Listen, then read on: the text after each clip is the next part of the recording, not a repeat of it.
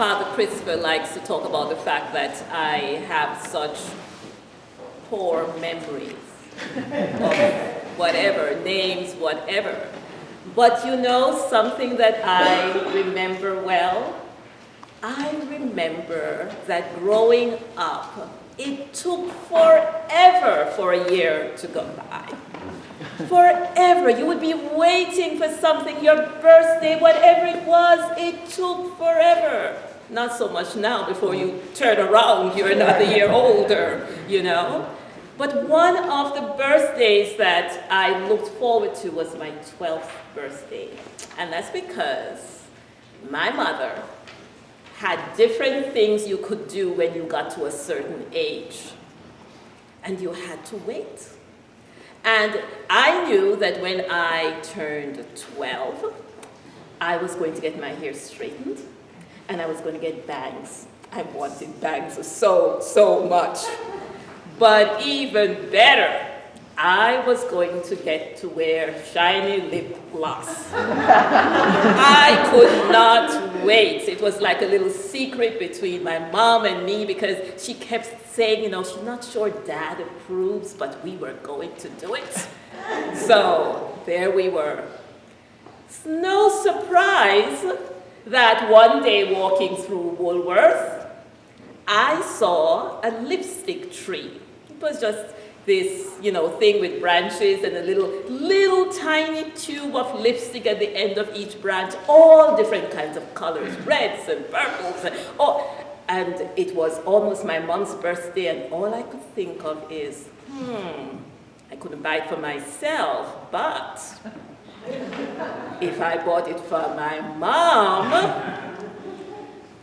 my 12th birthday was coming up, it would be there and ready for me to use when it came time to turn 12. And so my mom received a lipstick tree for her birthday that year.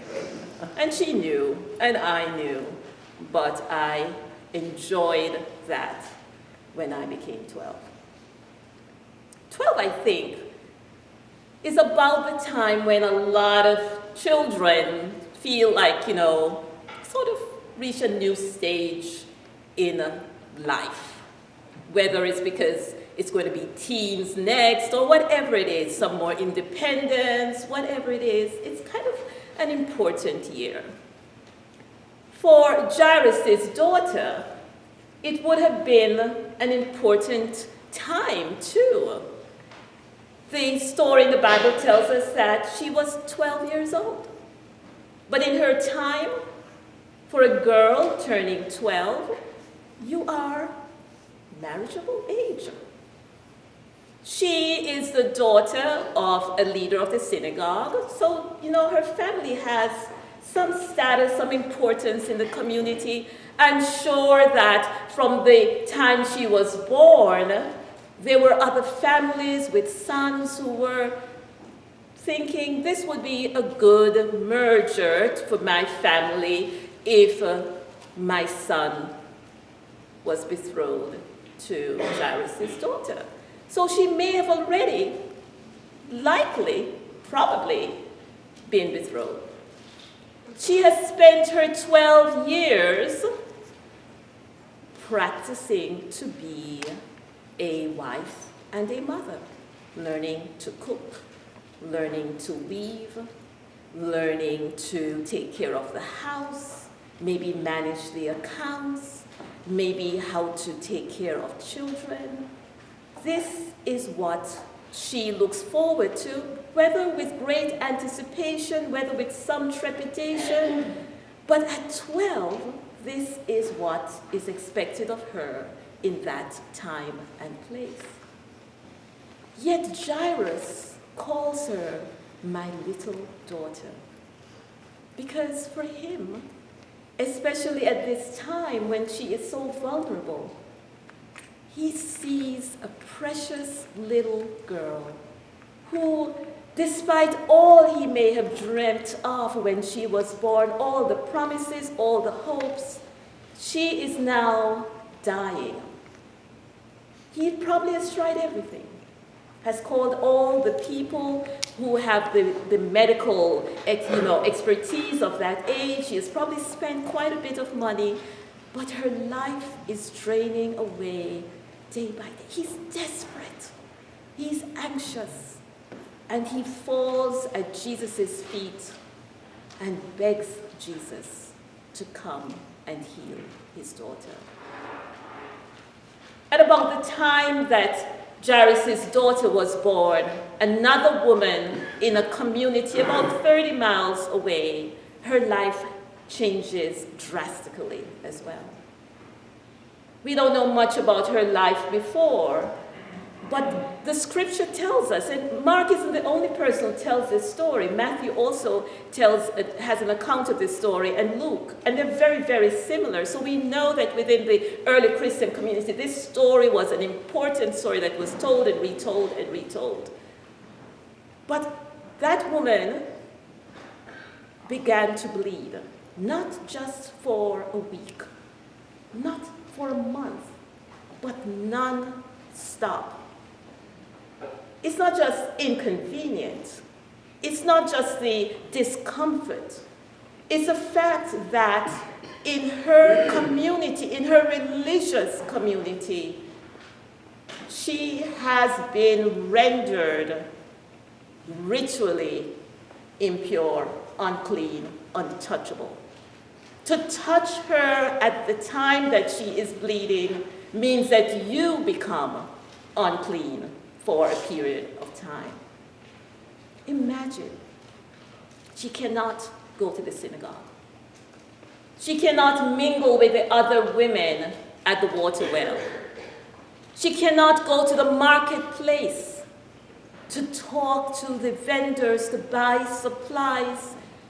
She has been put on the margins of her community.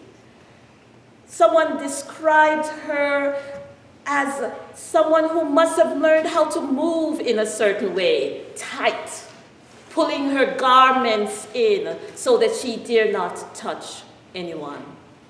And the people would know. There is no way to hide it. So all the people in her neighborhood, in her village, would have been whispering, would have been making sure to keep away from her, even if they were sympathetic. She was desperate. She was anxious. And she took the risk of mingling with the crowd so that she too could go to Jesus' feet and in desperation seek healing. It's no accident that Mark puts these stories together. There are so many similarities. There are differences. One, a person of some importance. Gyrus is named. One, a woman who is unnamed. But both hear about Jesus and turn to Jesus. And Jesus stops and listens and acts. It is, as always, when there is healing in a gospel story, a hard text to talk about because there are people who have turned to Jesus for healing, have waited, have been desperate, have been faithful, have been committed, and have not found that relief. But I think what Matthew is talking about is not so much physical healing, although it happens for both of these women. Life is restored. But Matthew is talking about the ways in which Jesus acts so that we can return to community. We can once more become part of family. We can once more worship. We can find peace. Jesus is not too busy. He's on his way to Gyrus' daughter, but he stops and he listens to the woman as she tells her story. The scripture says she told him the truth about herself. You can imagine what she was telling Jesus. And he stops and he listens.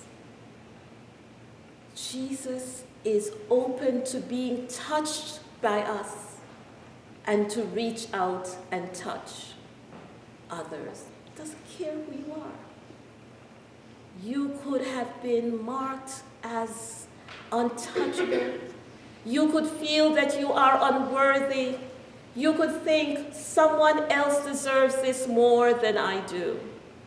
But this story tells us that there is sufficient grace for each and every one of us, and that Jesus is looking for us to turn to him so that he can pour out that grace on us.